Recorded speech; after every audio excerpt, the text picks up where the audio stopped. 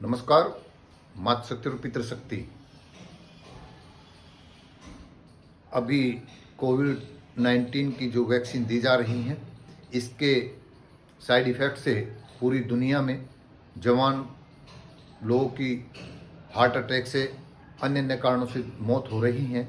ये यूएस के वैज्ञानिक रिसर्च से भी सिद्ध हुआ। उनका भी कोई पेपर अभी इस बारे में रिलीज हुआ कि हाँ, इसके साइड इफ़ेक्ट हैं और मौतें हो रही हैं। उसी को ध्यान रखते हुए क्या कहें कि सुप्रीम कोर्ट में एक माता पिता की दो बेटियों का गुजरने पर कोविड वैक्सीन की डोज लेने से जो पीएल डाली सुप्रीम कोर्ट से, उसके बारे में जब सुप्रीम कोर्ट ने जब केंद्र सरकार से उसके बारे में जवाब मांगा तो जवाब में ये कहा कि इसके बाध्यता हमने नहीं लगाई थी और इसके वो वैक्सीन को बनाने वाला थर्ड पर्सन है, इसमें भारत सरकार जिम्मेदार नहीं है। अगर इससे कुछ साइड इफ़ेक्ट से कोई मौत हो रही है तो पीड़ित कोर्ट में जाके मुआवजा मांग सकता है। राज्य सरकार और केंद्र सरकार इसकी जिम्मेदार नहीं है।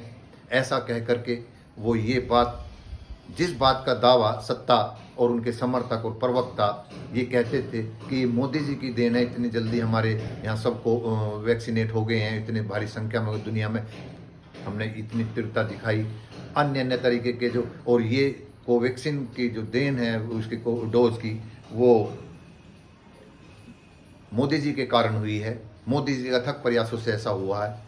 तो अब वो बातें सब निरर्थक सिद्ध हो रही हैं कि कैसे ये मुकर जाते हैं। अब ये समर्थक और प्रवक्ता अब क्या जवाब देंगे।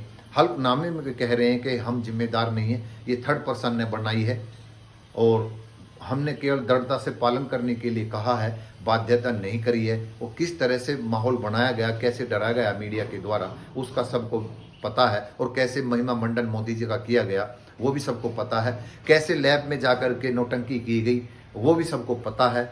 कैसे ये कहा गया कि भाई ये मोदी जी की वजह से ये हुआ है। और प्रधानमंत्री राहत कोष जो बनाया गया था उसमें जो डोनेशन लिया गया था उसको कहा गया कि हमने इसमें लगाया है। आरटीआई में पूछा तो उसका जवाब नहीं दिया। और जो कोवैक्सीन बनाने वाले वैज्ञानिक या मालिक हैं उन्होंने कहा हमने भारत सरकार से इसमें कोई सहायता नहीं ली है। तो वो पैसा गया कहाँ, ये सब क्वेश्चन है। और ऐसे ही क्वेश्चन सरकार से सुप्रीम कोर्ट ने एक और पूछा है नोटबंदी में कि नोटबंदी को लागू करने का किसका निर्णय, किसकी सलाह पर यह सिफारिश हुई थी। और ऐसे ऐसे कई क्वेश्चन, उसमें सरकार बयान उसमें जवाब देने से पिछले 1-1.5 महीने से बच रही है। तो ये सिद्ध होता है कि प्रोपेगेंडे के द्वारा माहौल बनाया ज़्यादा दिन नहीं चलता। इसलिए कहा था, मैं अक्सर बोलता हूँ कि आदमी अच्छे हो या बुरे, जब भी वे समूह में इकट्ठे अपना कार्य करते हैं तो वे परिणाम अच्छा और बुरा दोनों देते हैं। यानी कि जो अच्छे के लिए काम करता है उसका अच्छा परिणाम आता है, जो बुरे के लिए करता है उसके बुरे परिणाम, उसको परिणाम से मतलब उसके अनुकूल मिलते हैं, अच्छे वालों को उसके अनुकूल भी मिलते हैं। लेकिन समय सबका है, जाना सबको है, वो इतिहास में दर्ज होता है। आपका किया हुआ कार्य, आपका कार्यकाल इतिहास में दर्ज होगा। आपके आचरण और विचार और नीतियाँ और कुरीतियाँ वो सब उसमें इतिहास में इंगित होंगी। वहाँ आपका सर्टिफिकेट जो मिलेगा, जो लोग आपको प्रशंसा या दुत्कारेंगे, वो सभी के साथ होता आया है। तो इसलिए मैं उन समर्थकों से जो और प्रवक्ता और सत्ताओं से ये कहना चाहता हूँ कि आप सबकी बात सुनिए। जब सत्ता विपक्ष के और सरकार के खिलाफ बोलने वाले मीडिया या अन्य चिंतकों को घेरने का प्रयास करें, यानी कि आप उनके बयानों को पढ़ते हैं, अध्ययन करते हैं, फिर अपने सुरक्षा के लिए और अपने बचाव के लिए और अपनी सत्ता को सुरक्षित करने के लिए जनता में अपने अनुकूल लोगों को वाहवाही लूटने के लिए जब उनको प्रताड़ित करते हो, तो यानी कि अध्ययन उनका आप भी करते हो। तो इसी भाव से विपक्ष जो कहता है और जो सामाजिक संगठन के ग्रुप हैं, व्हाट्सएप ग्रुप हैं, अन्य अन्य ग्रुप हैं, उस पर जो अपने कोई विचार रख रहा है, तो जैसे सरकार आप जिनका आप समर्थन करते हैं वो भी सुनती है, वो भी समझती है, फिर निर्णय लेती है। तो आप भी ऐसे ही जो ऐसा बोल रहे हैं, जो बिना किसी लाग लपेट के, बिना किसी के बंधन के, सभी राजनीतिक पार्टियों के लिए और अपने विचार अच्छे बुरे जिसमें भी उसके प्रभाव इफेक्ट आ रहे हैं उनके गुण दोष पर विचार करके रखती है, तो आप क्यों नहीं बर्दाश्त करते।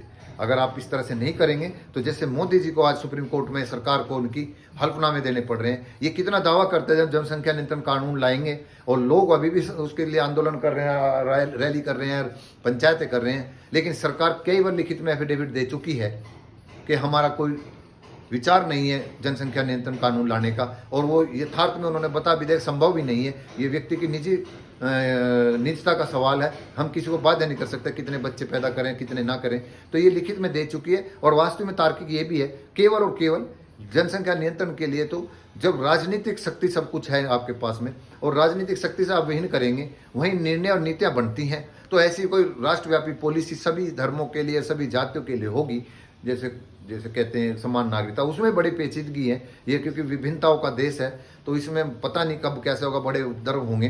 लेकिन सच बात यही है कि अगर जनसंख्या नियंत्रण के लिए करना है तो वो राइट्स जब तक उनको राजनीतिक प्रतिनिधि चुनने का और जाने का संसद व विधानसभाओं में अधिकार नहीं होगा, तभी शायद कुछ अंकुश लग सकता है, अन्यथा कोई संभव नहीं है। और इस तरह से कहना कि इतने बात करें, कुछ नहीं, आप उस देश के मुख्य धारा में रहने वालों के लिए नीति बनानी पड़ेगी। जो नहीं उस नीति को अप्लाई करेंगे वे एक मतलब एक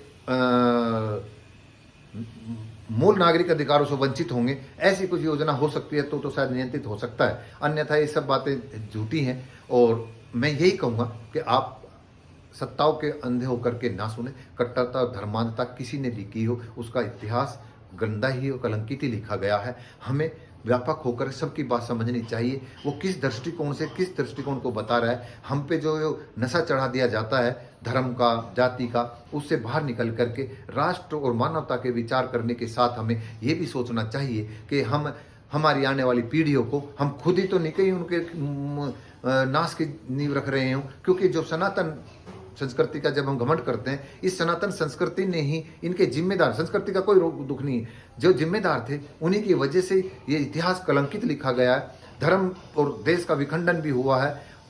तो वो सब आपके सामने, और वही अभी अगर इसका दावा करेंगे हम सनातनी हैं और हम सनातन व्यवस्था लाएंगे, तो सनातन व्यवस्था में ही हमारे यहाँ छुआछूत, भेदभाव, क्षेत्रीय अन्य अन्य तरह के, नारी का अपमान, शिक्षा से वंचित, पानी पीने से वंचित, खाने से वंचित, साथ बैठने से वंचित, मंदिरों में जाने से वंचित, ये सनातनी ने ही किया था, कोई और नहीं थे। तो ये बात मत करिए, मानवता की जो बात करें उनका समर्थन करिए और किसी विचारधारा पे बंद कर न रहिए, मानवता के साथ चलें। नमस्कार।